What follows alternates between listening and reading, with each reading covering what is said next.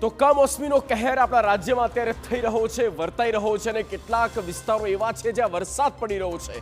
આ નવાઈ પમાડે તેવી વાત છે, પણ આ જ હકીકત છે અત્યારે ગુજરાતના માથે આ આકાશી સંકટ અને કયા કયા એ જિલ્લા છે જ્યાં વરસાદ થઈ રહ્યો છે અને આગાહી પણ આપવામાં આવી છે।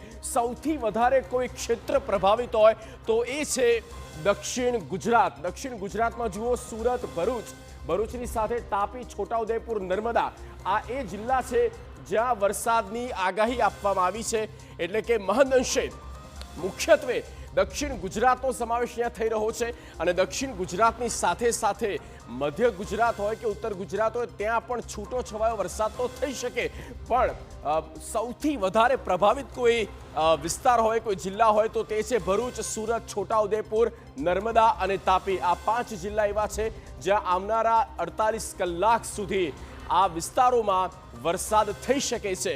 અત્યારે પણ કેટલાક વિસ્તારો એવા છે જ્યાં વરસાદ પડ્યો છે। એક રીતે આ વરસાદના કારણે ખેડૂતોની ચિંતા વધી રહી છે।